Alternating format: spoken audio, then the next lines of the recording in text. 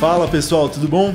Bem-vindos a mais um episódio de Bate-Papo, o programa de entrevistas com os convidados mais interessantes do YouTube. Eu sou o Vitor Batman e antes de começar o programa eu queria pedir para vocês já se inscreverem no canal e ativarem as notificações para que vocês sejam avisados toda vez que a gente soltar um vídeo novo.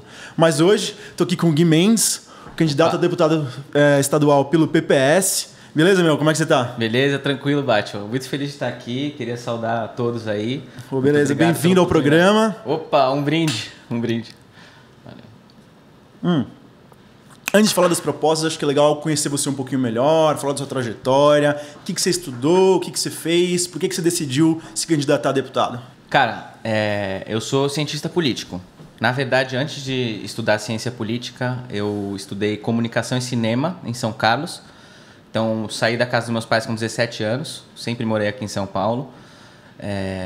Morava em Moema, estudei no ARC, no Marista, estudei no Augusto Laranja e me formei na Mobile.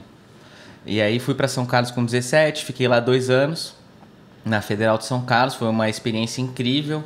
E a UFSCar tinha um acordo com a Aliança Francesa de São Carlos, um baita desconto, era tipo 75%, era bizarro, assim. E eu queria aprender uma língua nova, eu já falava inglês e português, eu queria aprender francês. E comecei a estudar francês sem muito compromisso, pela cultura, para aprender a cultura, para aprender a língua e tal. Mas aí eu comecei a me interessar pela França. E começaram a aparecer alguns eventos na UFSCar, de conheça a França, saiba como as universidades funcionam. Comecei a participar, me interessar. E comecei a ver que não é tão difícil estudar no exterior. E é o que eu falo pra galera que tem 17, 19, 18 anos, que tá no comecinho, assim, com o comecinho da faculdade, não é tão difícil estudar fora. Tem várias oportunidades de bolsa, tem vários países que recebem os estrangeiros como se fossem estudantes nacionais, ou seja, numa escola pública você não paga mensalidade também. E legal. Foi o caso da França. E aí apliquei, fiz todo o processo, estudei francês pra caramba. 4 meses. Difícil. 4 meses eu não respirava. Tudo era francês. Eu colocava no TV 5 Monde, era francês, tudo, o dia inteiro. E aí consegui, fiz a prova, fiz o application, e aí fui pra Sorbonne. Que é uma escola super renomada, por sinal. A Sorbonne hoje, no século XX, era o principal centro para ciência política do mundo. Uhum. Hoje está entre os 5. Legal. Então, e aí lá tem o Collège de France, que é um colégio de cursos livres, que você não tem certificado nem nada, mas você tem os principais professores da França e da Europa ministrando aulas lá.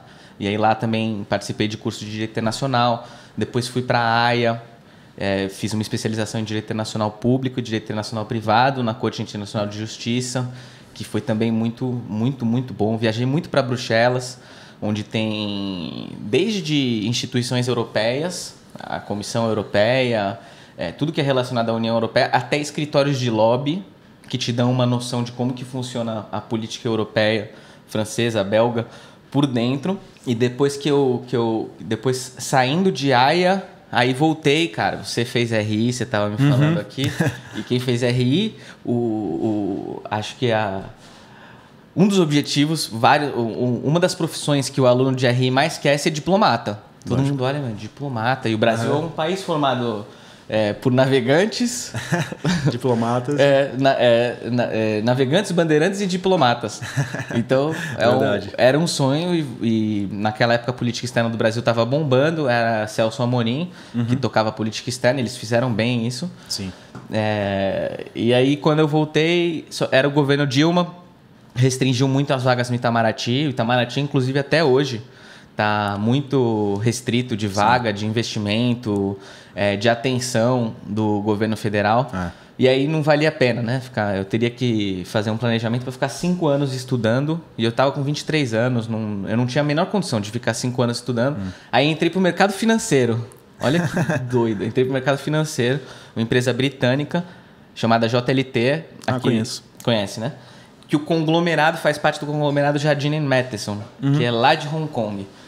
E aí minha vida mudou completamente. Eu comecei a trabalhar no departamento internacional, foi uma experiência incrível, porque eu era muito jovem e ser colocado de frente com diretor financeiro de empresa multinacional, CFO, de empresa francesa enorme, lidar com as seguradoras que são brutais. Assim, foi bem legal, me deu a oportunidade de viajar bastante. Foi na JLT que eu conheci um grande amigo e que foi o cara que me abriu a porta para Angola.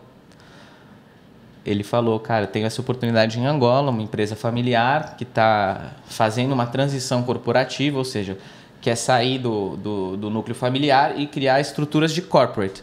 E eles estão precisando de brasileiros para tocar esse projeto junto com eles. Falei, vamos embora.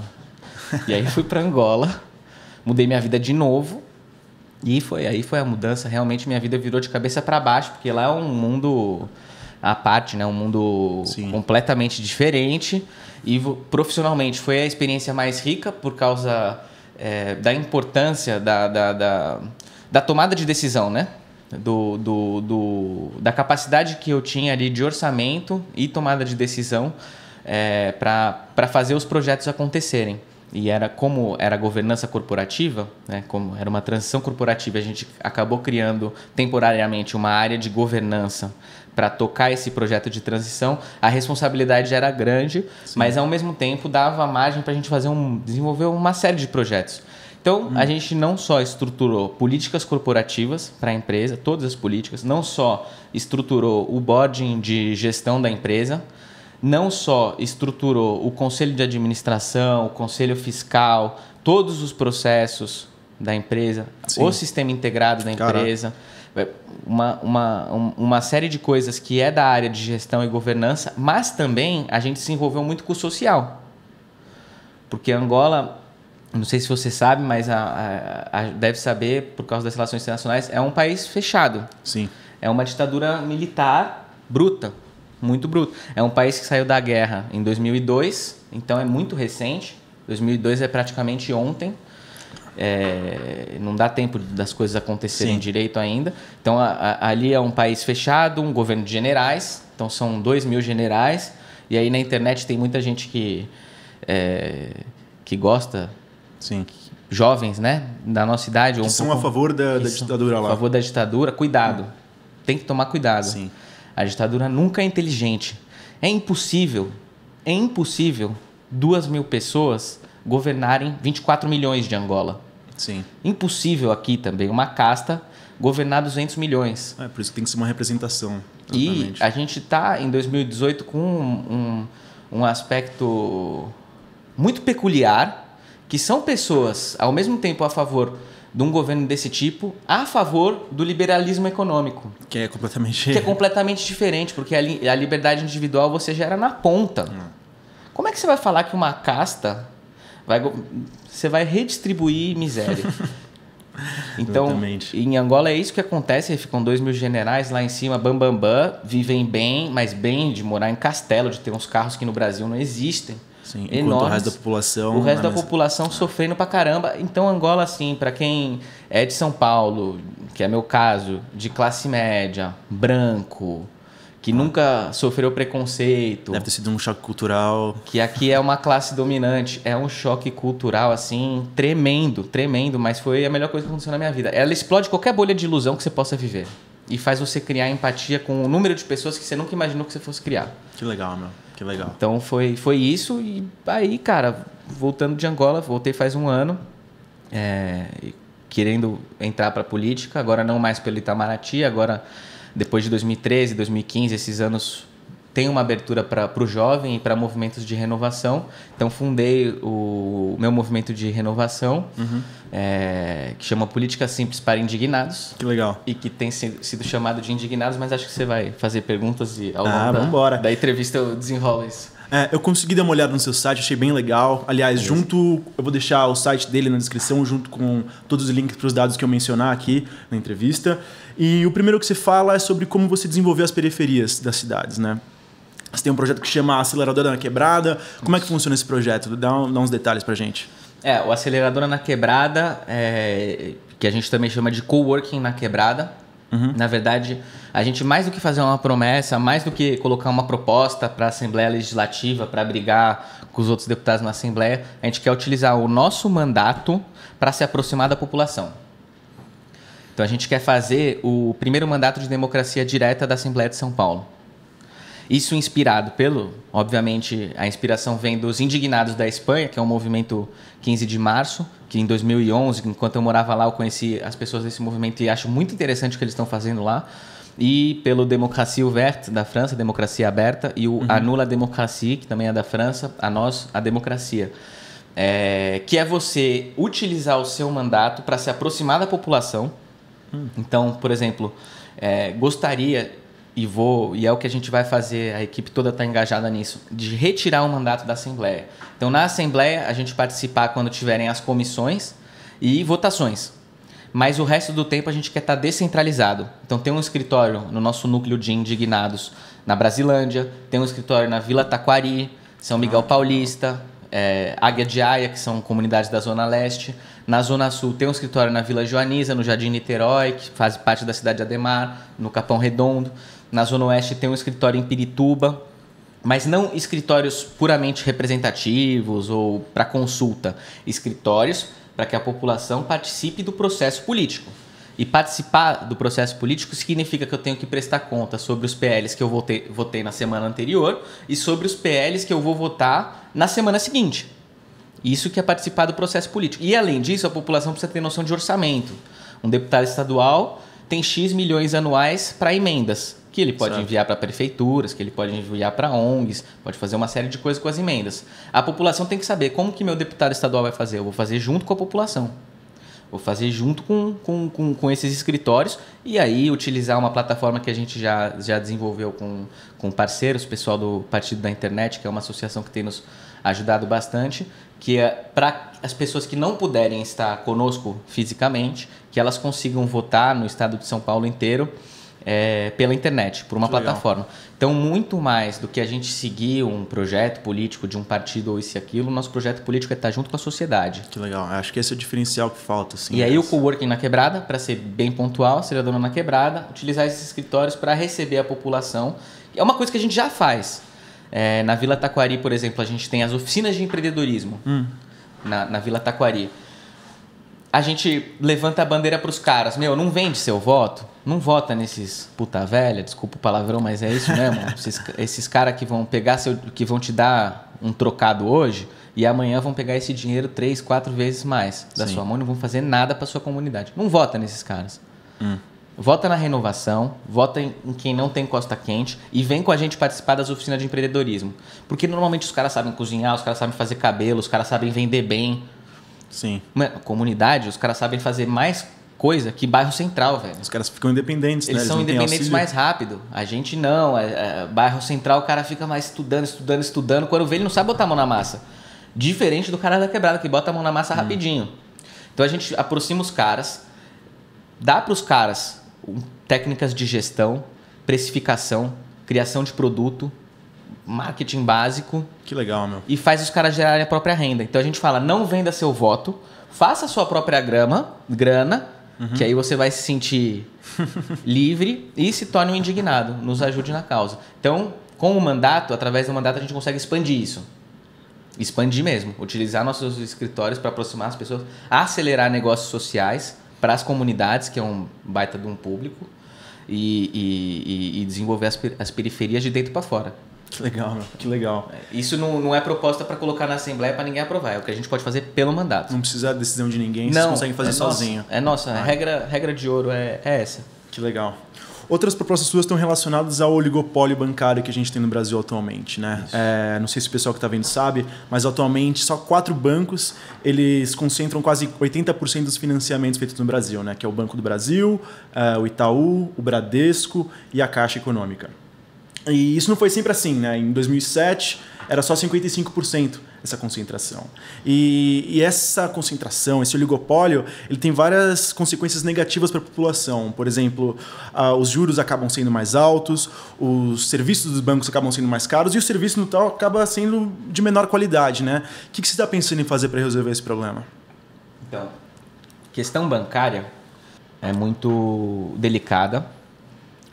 Você precisa de muita pressão. É um grupo muito forte, é uma corporação, é um oligopólio. Sim. Né? Então, não é só um deputado estadual que vai conseguir resolver o assunto. Eu vou ser um cara que vai pressionar e através do grupo político que a gente está formando, de jovens, de gente mais velha, mas um grupo político consistente, a gente tentar quebrar esse oligopólio. Mas aí você precisa do trabalho do governador, você precisa do trabalho do presidente da República, você precisa do trabalho de deputado federal. Não é um assunto simples. Sim. Mas qual que é o fato? É o que você falou, é um oligopólio, os 4 principais bancos. Se você juntar os 6 principais bancos, eles emprestam 85% do crédito do Brasil. Uhum. Então o brasileiro às vezes fica nessa de combate à corrupção, combate os políticos e tal. Calma. A gente está refém 2 vezes aqui. A gente está refém dos grupos políticos corruptos, sim, que não sabem gerir nossos impostos e que utilizam as secretarias e os ministérios para fazer campanha política e não para fazer política pública. E também a gente está refém desse sistema financeiro, desse mercado bancário que amarra a gente. Você vai tentar pegar crédito, vai de 150% a 500%.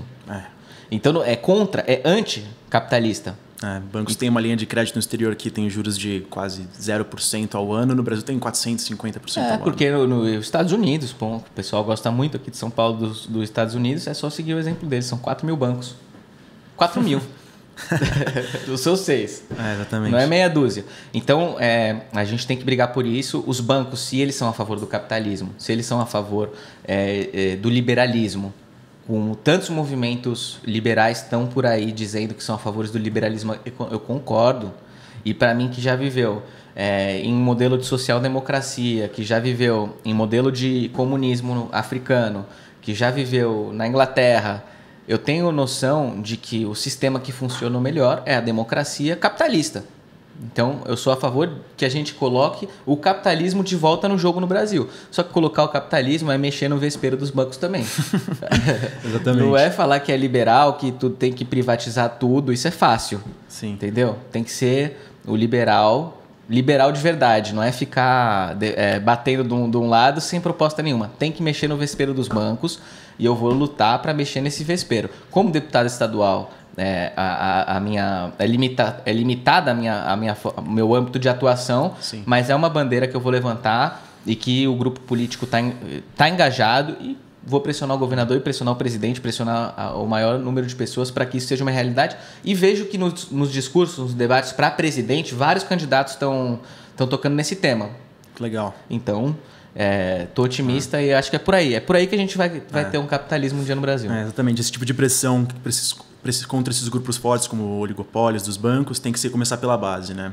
E na sua fala você mencionou sobre os nossos políticos, nossos representantes que gastam muito mal o nosso dinheiro, né? Que, assim, a gente sabe que... Eu tinha um professor na faculdade que sempre falava que economia é a ciência do cobertor curto, né? Se você tira de um lado, você está descobrindo o outro. Mas, assim, se você olha para a máquina pública brasileira, você vê que está super inchada, principalmente na folha de pagamentos. Você pega... por exemplo, o Brasil ele ocupa a 6ª colocação em salário de deputados em razão do produto interno bruto per capita. Significa que eles têm o maior salário em relação à riqueza da população brasileira, né? Atualmente o salário de um deputado federal é de R$33 mil, que são basicamente 33 salários mínimos. E se compara com outros países, essa diferença é muito menor. Na Inglaterra, um membro do parlamento ele recebe 6 mil libras, o que para eles é equivalente a 5 ou 6 salários mínimos, né? Como é que você pretende reduzir esse custo da máquina pública, esse tipo de coisa? Cara, eu gosto de metáfora. Comparação, eu vou fazer uma comparação. O Estado brasileiro, para mim, é uma lesma. Parece uma lesma. Porque é grande, gordo, inchado, gosmento, viscoso, lento e não sabe para onde vai. Não tem olhar para frente. Então, se tiver alguns biólogos assistindo, talvez façam justiça com as lesmas. Eu estou falando das lesmas que você vê no desenho, que você vê no filme, mas eu tenho certeza que as lesmas têm uma função muito mais inteligente do que a gente imagina. Sim. De que o Estado brasileiro está se colocando. Então, é muito complexo, mas eu tenho algumas opiniões do que a gente pode fazer para resolver isso. Em primeiro lugar, a gente tem que começar a pensar em governança. Uma vez eu fui num debate em Salto, numa universidade que chama CEUNSP, e uma menina me perguntou: Gui, Mas e agora? O financiamento virou público, a empresa não pode mais doar. Você é a favor do financiamento público ou privado? Aí eu falei, cara, depende. Tudo depende da fiscalização. Tanto faz, é a resposta certa, tanto faz. Tudo depende de como vai ser fiscalizado. Na França, o financiamento é puramente público. Na Alemanha, o financiamento é misto. Qual dos países tem corrupção no processo eleitoral? Nenhum dos dois. A fiscalização é ostensiva. Se o cara sair dali, o cara vai preso. E não pode mais se eleger. Acabou. Então a gente aqui fica brincando, inventando um monte de regra, aí muda a regra, põe outra regra e não fiscaliza. Você não gera governança. Não adianta, você não gera governança. Então o Estado brasileiro ele precisa começar a olhar com um olhar de governança, um olhar de controle, um olhar de fiscalização, um olhar de punição. O número que você trouxe é interessantíssimo. É 6-1 na Inglaterra, você falou, né? Sim, 6-1 e no Brasil é 33-1. 33-1. Assim, é bizarro. Isso sem contar todos os benefícios que vem junto com o cargo, né? Que são aqueles penduricalhos. Esses penduricalhos, na minha opinião, tem que acabar. A gente tem que ser consistente, né? Eu não vou aqui defender, tem gente que eu vejo na internet que defende aí, tem que acabar com tudo, o carro, o motorista e não sei o que. Não é, você tem que analisar. O deputado, o político, ele precisa de um carro? Precisa de um carro se ele não tiver um carro. Uhum. Agora, se ele tiver carro, talvez ele não precise do carro. Do carro com dinheiro público. Tem que fazer sentido. O cara precisa de um motorista? Eu sou da opinião que o cara precisa de um motorista. Eu sou da opinião. Vai andar em São Paulo, olha o tamanho dessa cidade, olha o tamanho desse estado. Para o deputado dirigir, às vezes, 2-3 horas. Se você vai da Brasilândia pro Capão Redondo, como a gente faz há alguns dias, meu amigo, são 2 horas, um baita de um trânsito, um monte de rua que é mal feita. Se você vai dirigindo e chega para reunião, você chega para reunião sugado, você não consegue. Então é uma função importante.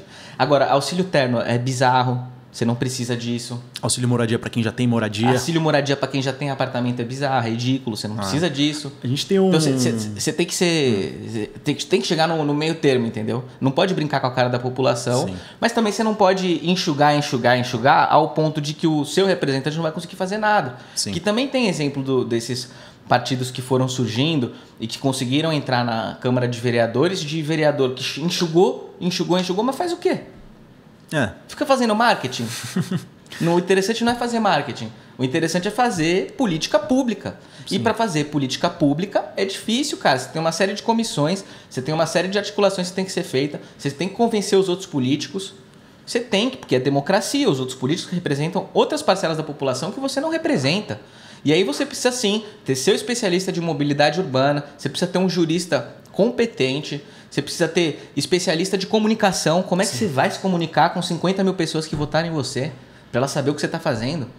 Você precisa ter especialistas de tecnologia hoje em dia. Uma série de coisas. Então tem que parar com esse discurso infantil de que enxugando as coisas ao máximo a gente vai conseguir o quê? Políticos incompetentes e marqueteiros. E a cidade de São Paulo passou por uma experiência dessa agora. É legal? Não é legal. Ninguém gosta. Então... vamos chegar no caminho do meio. Mas não sei se você ficou com mais alguma sobre administração pública, porque tem muita coisa que... tem a ver com o tema, assim, nas soluções de gestão. Você cita como algumas tecnologias atuais, como a tecnologia de blockchain, podem ajudar na gestão, na governança. Acho que legal falar o que é blockchain. Você consegue explicar em algumas palavras? Consigo. É um grande desafio, viu? Se a gente tivesse sucesso em explicar a blockchain em 30 segundos, a gente viraliza. A blockchain, como um cientista político que não entende de tecnologia, entende a blockchain. Por favor. A blockchain é o seguinte, pensa em 7 mil computadores conectados numa rede. Então você tem 7 mil pontinhos conectados, 7 mil hubs, pontinhos conectados numa rede. Eu vou passar uma informação A. No momento que eu passei essa informação A, os 7 mil computadores vão receber quase que ao mesmo tempo, com milésimos de segundo de diferença, a mesma informação A. E eles estão espalhados em pontos geográficos diferentes. Recebeu essa informação A. Eu não consigo reverter, fazer com que essa informação seja modificada se eu não modificar ela manualmente nos 7 mil computadores. Então, o que acontece? O dado está instantâneo, o dado é imodificável, é quase impossível você modificar os 7 mil. O Bitcoin, que tem o maior número desses pontos que validam a informação, tem 7 mil. E não dá para modificar. você tem que ir em um por um e ninguém consegue, não tem como. Você não sabe onde está, você não sabe quem é, você não sabe o que está acontecendo. A segurança da informação está na descentralização. Na descentralização e na consistência dos dados. Hoje, e a blockchain, eu tenho que agradecer, dar crédito aqui para o João Merlin, que é o especialista de tecnologia blockchain da campanha e do mandato e do movimento dos indignados como um todo, e ele que me fez aprender a explicar isso de forma simples. Legal. Mas o que acontece? A nossa contabilidade hoje é da Idade Média. Pode pesquisar. O nosso formato de fazer contabilidade é da Idade Média. E político adora uma coisa que é orçamento. Político adora orçamento. Eles vivem para orçamento. Orçamento, emenda. Eles ficam todos felizes com a gravatinha, com o terninho, tomando café para lá e para cá, porque eles adoram. É lógico que eles adoram negociar orçamento.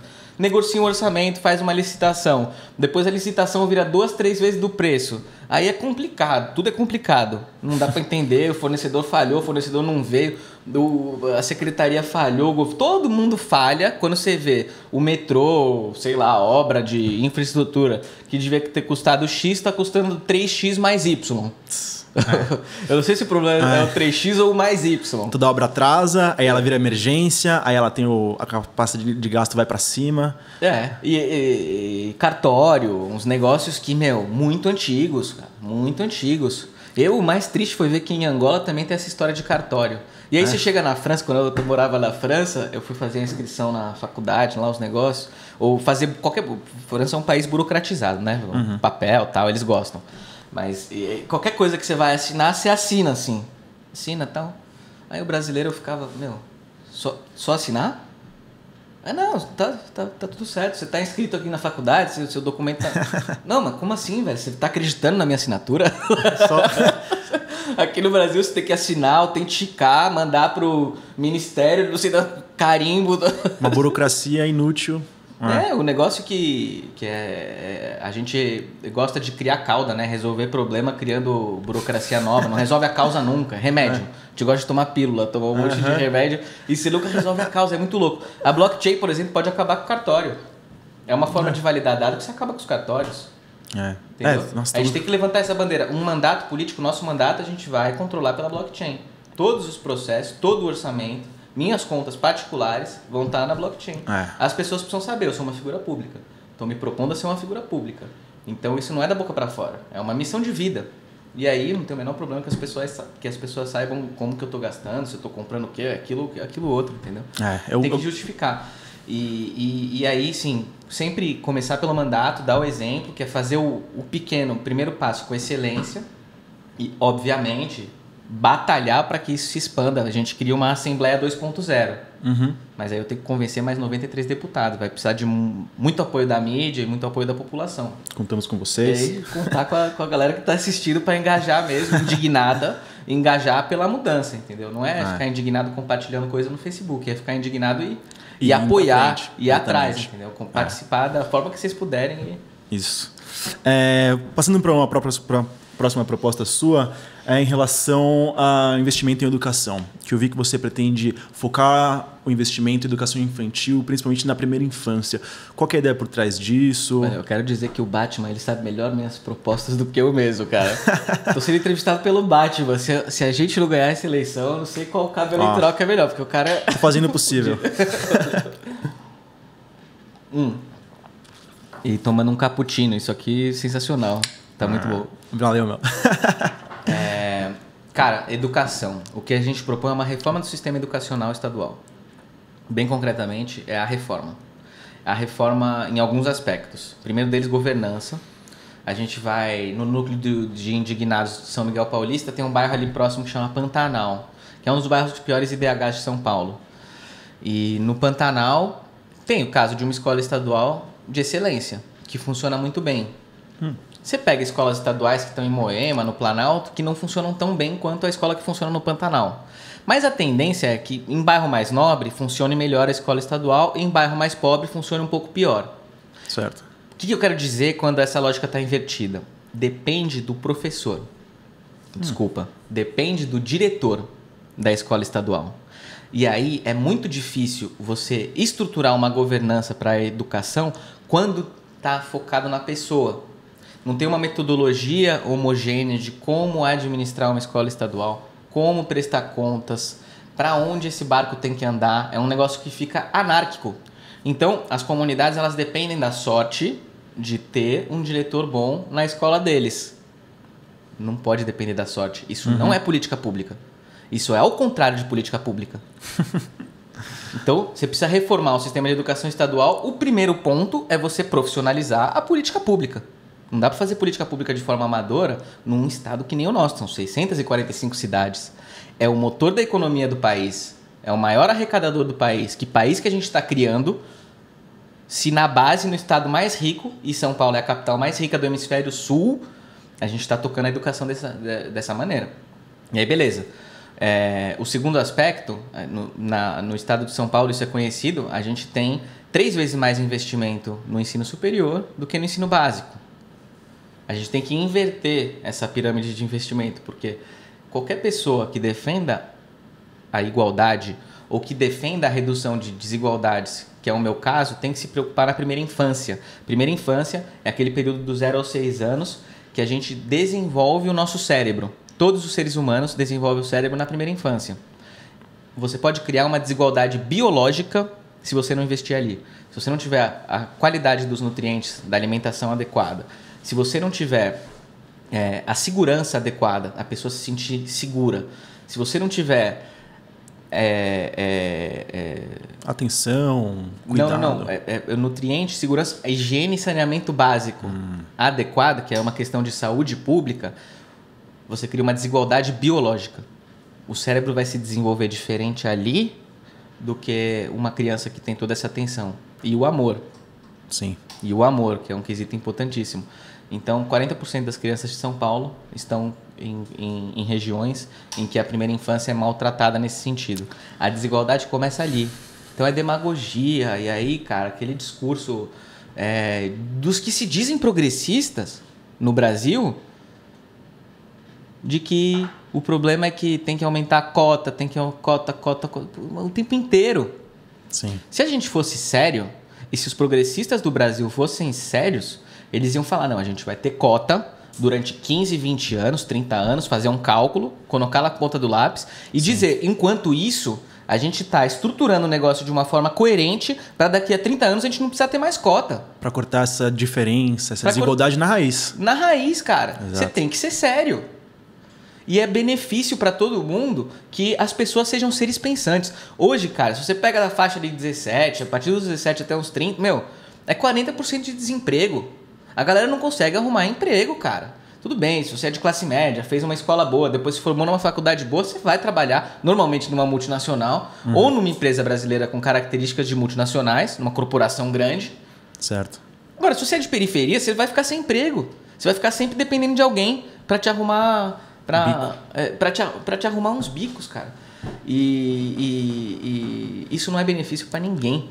Isso não é benefício para o país. Hoje, se 40% estão nessa situação, dos jovens, com os empregos que tem hoje, imagina daqui a 20 anos, 30 anos, quando os empregos vão mudar completamente. Os empregos vão ser automação, inteligência artificial, que, aliás, são coisas que você desenvolve no seu canal. Sim. A economia 4.0, que estão chamando, vai mudar completamente o mundo. Extremamente disruptivo. A gente precisa que o brasileiro seja ser pensante e a gente precisa isso como uma política de Estado. A gente precisa investir isso como uma política de Estado e a nossa geração tem que ter esse compromisso em todas as áreas. Você está fazendo sua parte na comunicação, eu tenho que fazer minha parte como na política, as pessoas que são professores têm que fazer a parte deles, as pessoas que são envolvidas com tecnologia principalmente têm que fazer a parte deles, porque isso vai ser estratégico. E se a gente não tiver seres pensantes, estando no país que a gente tem a maior cobertura da floresta amazônica do mundo, o pulmão do mundo, que a gente tem a maior costa do mundo, que a gente tem uma enorme quantidade de pessoas, uma enorme quantidade de recursos naturais, petróleo, nosso país é estratégico. Se a gente não tiver seres pensantes, a gente vai ser, ao invés de ser a grande potência do mundo que a gente tem potencial para ser, a gente vai acabar sendo dominado. Legal, isso mesmo, cara. Exatamente. Eu sinto às vezes que a gente está preocupado com os problemas do século XIX e quando os problemas do século XXI estão chegando e a gente está completamente despreparado. E acho que é isso mesmo que você falou. Se a gente não tiver uma comoção de todos, como você falou, para resolver esses problemas, a gente vai ficar perdido no passado e os problemas futuros vão passar por cima da gente e atropelar todo mundo. E as pessoas acham que é bonito ser feio. Acham que é bonito viver num país que 33... a diferença salarial é de 33 vezes entre o presidente da empresa e a faxineira. Não, sendo que 50% dos trabalhadores brasileiros ganham menos que o salário mínimo. Menos de R$900, cara. Menos de R$900. E por que é 33 vezes? Porque você precisa, às vezes, ganhar... Numa cidade que nem São Paulo, pra você manter uma família com 2 filhos, você precisa ganhar quanto? 15, 20 mil reais. Para ele ter uma vida aqui na Europa, ele teria como classe média. Exatamente. Você entendeu? A gente tá achando que é bonito ser feio. A gente tá achando que é legal a gente ser rico, que a gente tal. A riqueza é você viver num país em que você sai na rua, você tem liberdade, você sai num hospital, o hospital te atende bem, todas as pessoas estão felizes, estão vivendo bem, estão vivendo em harmonia, o país está avançando, o país está progredindo, o país participa do desenvolvimento tecnológico, o país... Pô, os Estados Unidos tem uma empresa que chama Calico que eles estão tentando vencer a morte, parar o envelhecimento. E a gente está discutindo coisa... É bizarro, velho. A gente discutindo, se fechando em corporação. Eu sou o melhor, colocando gravata, colocando terninho. Eu sou doutor. Eu sou não sei o quê. Tipo, você percebe? O caipira do mundo. A gente quer ser caipira. A gente tem São Paulo. A gente tem o Rio. Olha como tá o Rio. A gente tem a Amazônia. Cara, a gente devia estar ditando o ritmo do mundo, entendeu? A gente não devia estar sendo caipira. Mal a indústria cultural consegue avançar, a gente fica consumindo tudo de fora, cara. A gente tá achando que é bonito ser feio. Focando na produção, sendo o celeiro do mundo, produção de soja, produtos de extremamente baixo valor agregado. A gente tem que mudar isso, você tem razão. E de cima para baixo, o nosso... Enfim, eu ia falar do STF, mas depois talvez a gente... Porque tem alguém do mesmo sobrenome que eu que me envergonha muito. Então eu espero que durante a minha vida eu consiga salvar o sobrenome Mendes. Contamos com você. Continuando sobre o assunto de educação, você tem algumas propostas para o ensino superior relacionadas a deixar as universidades federais, estaduais com mais independência. Qual que é o objetivo disso? Qual que você acha que é o problema atual e como é que você acha que a gente resolve? Não, o problema atual é que o país vive correndo atrás do rabo e aí fazendo política de governo e não política de Estado. Política de governo é quando um governo tem uma política, entra um governo seguinte e tem uma política ao contrário. E aí você parece que está patinando, avança aqui, volta aqui, avança aqui, volta aqui, avança aqui. A política de Estado é independente se você é azulzinho ou se você é vermelhinho, você está preocupado com a matemática, com a política pública e com o bem-estar da população. Então você faz uma política que nos 40 anos você sabe para onde ela vai caminhar. Obviamente, a política vai ter os desvios dela. Uma coisa que a gente pensou que ia dar certo não dá certo, você vai adaptando, né? Que eles chamam no mundo do empreendedorismo, você vai pivotando. Você colocou um alvo tal, mas você pivota. Então a nossa política pública não está funcionando assim. O que eu vejo em país desenvolvido, vivendo na França, experiência na Inglaterra e depois na China, que eu fiquei 6 meses estudando mandarim e também trabalhando, e vivendo em Angola. Os países sérios, a universidade está à frente da política. A ciência, a matemática, a filosofia, a espiritualidade estão à frente. Eles conseguem se colocar isso à frente da política. Então, o país pensa, o país avança.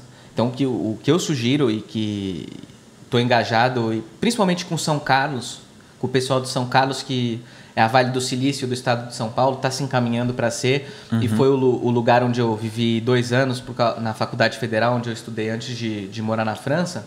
É engajado, eles têm um fórum permanente de planejamento de política pública, que envolve a USP, a UFSCar e a sociedade civil, antes de envolver a própria política, para pensar um planejamento coerente de política pública e um mecanismo de revisão da política pública para ver o que está avançando. Então, o que eu estou engajado é em aprofundar, estreitar a minha relação com esse fórum, trazer recurso para esse fórum funcionar e, obviamente, envolver, capilarizar esse fórum o máximo possível com a sociedade, com a população, para a tomada de decisão conjunta.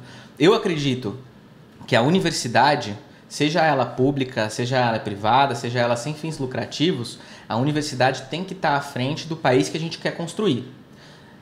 São seres pensantes E é para isso que a gente tem que utilizar as universidades. O movimento dos indignados tem também entrada nas universidades aqui em São Paulo. Então, essas pessoas estão se aproximando. São entidades estudantis, jovens mesmo, Sim. ali de 18 até 30 anos, e que estão também engajadas em pensar a política pública, em ajudar na transição que a gente precisa da ciência política, de uma ciência sociológica, muitas vezes filosófica, para uma ciência exata. É isso que a gente vai. É esse nosso sucesso. Sim. Esse é o sucesso da nossa geração. Sair dessa briguinha de esquerda e direita, azulzinho e vermelhinho, levantar bandeirinha na internet que não leva a nada. E ir para soluções reais. E ir para matemática, para o bem-estar. Inclusive tem universidade em Singapura, que no curso de ciência política ou no mestrado de administração pública, leva em consideração indicadores de felicidade, happiness. O que é muito inovador. E aí temos aqui, então, entidades, pessoal do Concilium do INSPER, que está muito engajado, pessoal da EPEP, da FGV, pessoal da FEA Júnior, da USP. Ou seja, universidade, eu falei 3 universidades, 2 sem fins lucrativos e uma pública. E que a molecada está engajada. E são com eles que a gente vai construir institucionalmente fórum permanente para revisão, análise e planejamento da política pública em São Carlos. Eu voltei de São Carlos ontem, inclusive, e em todos os jornais que a gente passou, nas rádios que a gente passou, e conversando com o pessoal da USP, conversando com o pessoal da UFSCar, a gente deixou isso claro. O nosso projeto político com relação à universidade é colocar a universidade à frente da política. É aí que o país vai se desenvolver. E o Estado de São Paulo, como eu sou candidato a deputado estadual, é importante que eu frise sempre o Estado de São Paulo. É assim que eu acredito e é assim que a gente vai tocar o mandato. Sim, no momento que começar a dar certo, os outros estados provavelmente comecem a copiar o que vocês estão fazendo por aqui, né? Eu acho que é por aí, cara. Bom, acho que seria legal também falar um pouquinho sobre a descriminalização das drogas, qual que é a sua posição em relação a isso. A gente aqui no programa, eu sou a favor da descriminalização e da legalização, claro. Mas eu queria entender um pouquinho da sua posição em relação a isso. A gente tem que fazer isso de forma paulatina. Falei certo? Paulatinamente. Uhum. Acho que sou favorável também à descriminalização das drogas. Pela experiência empírica, vivi 6 meses em Haia, na Holanda, e a Holanda é um país que descriminalizou. Eles têm, claro, umas incoerências lá da lei e tal, mas que eu acredito que tenha sido um caso de sucesso. Olha que interessante. Virou turismo. Sim. Por que o jovem quer ir para Amsterdã? Não é para ir nos museus. Apesar de ter museus interessantíssimos. Ótimos museus, Van Gogh e tal. Mas o jovem não. Quer ir lá para curtir o coffee shop, o jovem, o adulto, todo mundo. Vai nos coffee shop e tal. E isso em todas as cidades. Não é só Amsterdã. Em Haia, em Utrecht, em qualquer cidade que você vá, tem sempre o Red Light District, que é o distrito da luz vermelha, em cada cidade, onde eles expõem as drogas, a prostituição. Então, as mulheres, as prostitutas estão na vitrine. E aí, famílias holandesas e famílias de turistas caminham entre as prostitutas e entre as drogas. Sim. O que gera isso? Conscientização, empatia, eu não sei, mas só sei que dá certo. E o próprio holandês, o holandês nativo mesmo, não frequenta tanto o coffee shop quanto o turista. Sim. Então, eu acho que a exposição acaba gerando consciência. E no Brasil, cara... O Brasil sempre o buraco é mais embaixo, né? Sempre o negócio é mais complexo. Mas o fato é que, infelizmente, nenhum dos presidenciáveis está falando, nem esse tal presidenciável que defende tanto a segurança pública está falando, é um mercado que gera muita renda para o crime organizado. Então, ao descriminalizar, não é o mesmo caso do Uruguai, não é o mesmo caso da Holanda. O Brasil tem um caso específico porque a gente vive numa guerra fria.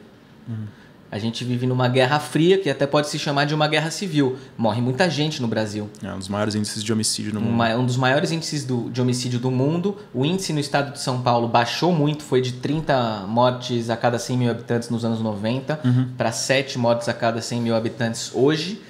A qual preço? Porque o crime organizado está aí. Mais forte do que nunca. Mais forte do que nunca e super organizado. Então, o preço, vocês imaginam qual que é? A gente tem que cuidar para que, ao descriminalizar, você, de alguma forma, trate com o crime organizado. Eu não acredito que no Brasil a gente vá gerar uma guerra para acabar com o crime organizado. Eu acho que essa transição vai ter que acabar sendo econômica. Econômica. Então, descriminalizar, você vai gerar um mercado de produção de droga, e aí você tem que fazer de uma maneira com que o crime organizado não entre em guerra. Sim. E de alguma forma se dilua ao longo do tempo. Para a gente ter um país desenvolvido, a gente precisa de um país sem máfia. Sim. Ou em que as máfias sejam reduzidas, né?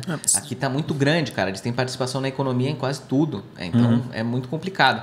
E uma questão de saúde pública também. Na Holanda, eles controlam...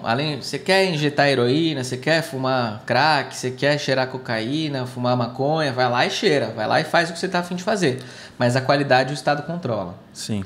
Então, aqui o problema é que a maconha, que é uma droga que os cientistas no mundo ainda não chegaram à conclusão se ela é prejudicial ou se ela é benéfica.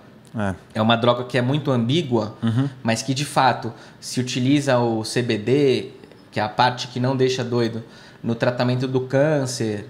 É uma droga que nos Estados Unidos, em vários estados, utilizam contra a depressão, utilizam contra a ansiedade. Entendeu? E a gente está criando consumidores de remédio tarja preta. A coisa mais comum, velho. Você vê molecada na nossa idade, 25, toma antidepressivo. Daqui a pouco você tá no bar, qual que você toma? Eu tomo esse. O pessoal tem catálogo. Velho? Isso é pesado. Isso aí é pesado pra caramba. Então, assim, a maconha, ela, inclusive para quem é muito ansioso, tem dor de cabeça, estresse, ela tem uma série de benefícios.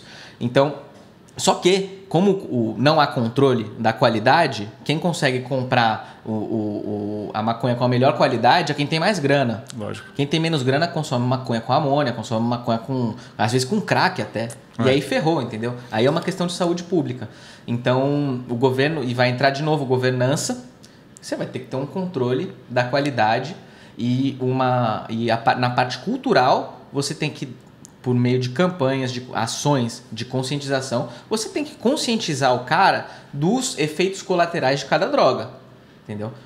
Das drogas mais leves à mais pesada. A mais pesada você se condena, você acaba com o seu cérebro, não tem jeito. Pô, legal. Acho que a gente conseguiu dar uma passada na maior parte das suas propostas. Você tem alguma mensagem final que você quer deixar pro pessoal que está ouvindo? Eu vejo que tem muitos amigos meus que eles se sentem muito mal representados na política, mas aí eles pensam, putz...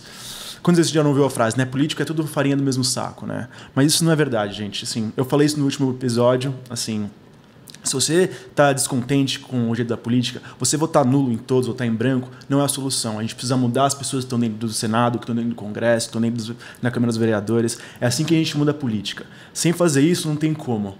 Assim, ficar torcendo que algum messias venha e mude e tenha todas as soluções do país é um pensamento extremamente problemático e anacrônico. A gente tem que aumentar a participação da população jovem na política e esse é o único jeito. Concordo perfeitamente, até te agradeço porque a melhor fala de encerramento é essa. A política não é um mal. A política tem que ser uma das profissões mais bonitas que existem. As pessoas que escolhem ter uma vida pública estão abrindo mão de muita coisa, por uma missão de vida. E o jovem que vai eleger talvez o presidenciável da nossa democracia mais extremista esse ano, que está com grande chance de se eleger, é o mesmo jovem que para deputado estadual e deputado federal vota nulo. E aí é um problema gravíssimo, porque quem faz base para candidatos a governador e candidato a presidente é o deputado estadual e o deputado federal. Assim como quem faz base para o prefeito é o vereador. E faz base em que sentido? Meu amigo, pensa num presidenciável que tem que falar com 200 milhões de brasileiros para ganhar a eleição. Quem chega é quem está mais perto desses brasileiros. Vereador, deputado estadual e deputado federal. Então, para quem vota nulo, fica o recado. Faz mais sentido você votar nulo para majoritário, senador, governador, presidente, do que você votar nulo na base. Porque se você quer mudar e se uma arma que você tem a cada 2 anos é o voto, meu amigo, não anula para deputado estadual e deputado federal. A qualidade, a ética desses caras que estão embaixo vai depender daqui a 4 anos você ter uma boa qualidade de governador, de governadores que você se orgulhe, por mais que seja de esquerda ou de direita, e você ter uma boa qualidade de presidentes que sejam pessoas que você se orgulhe. Então, é a nossa arma. E eu acho que a nossa geração tem uma responsabilidade muito, muito, muito grande. A geração dos nossos pais saiu de uma ditadura militar, conturbada, se afastou da política. A gente tem que voltar e fazer política não é só você representar, você ser um político. Você está fazendo política sem ser político. Você pode fazer política em qualquer atividade, dentro da sua família. Gerar consciência nas pessoas. A nossa geração tem que convergir. A maior inovação e a coisa mais difícil de fazer, que a gente vai levar décadas para fazer, é a gente conseguir convergir, sair dessa briga de torcida organizada, que a gente entrou hoje, com respeito às boas torcidas organizadas, mas sair dessa briguinha que a gente entrou hoje e entrar como que a gente vai ser um país sério, como que a gente vai ser um país que analisa com matemática, que analisa com exatidão as boas políticas públicas e as políticas públicas adaptadas para a nossa cultura. A gente está falando de um dos países, todos os países têm culturas lindas, a gente tem uma cultura extremamente peculiar. Cultura da alegria. Mistura linda de culturas mesmo. Mistura maravilhosa de culturas que os gringos ficam malucos quando estão no Brasil, cara. Não querem sair. A gente tem que se orgulhar disso, a gente tem que aprofundar isso, mostrar isso pro mundo, mostrar que a gente veio.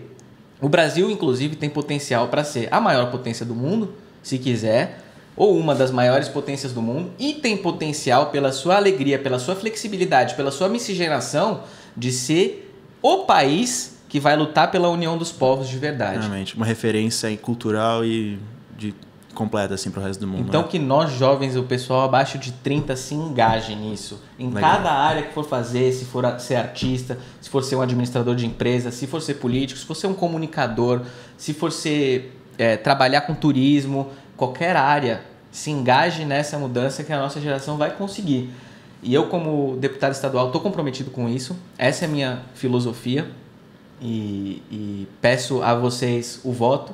Se gostarem das minhas propostas, no site guimendes.com.br, tudo isso que a gente discutiu nesse programa está lá bem detalhadinho no site. Deixa também o número, seu número, as redes sociais, pode compartilhar com o pessoal também. Fechou. E meu número esse ano, no dia 7 de outubro, é 23000. Então, se puderem depositar o seu voto, e mais do que depositar seu voto no 23000, no Gui Mendes, é comentar com os amigos e familiares. A gente está fazendo, para vocês terem uma ideia, a campanha mais barata desse ano, de todos os partidos políticos. É a campanha de renovação mais barata.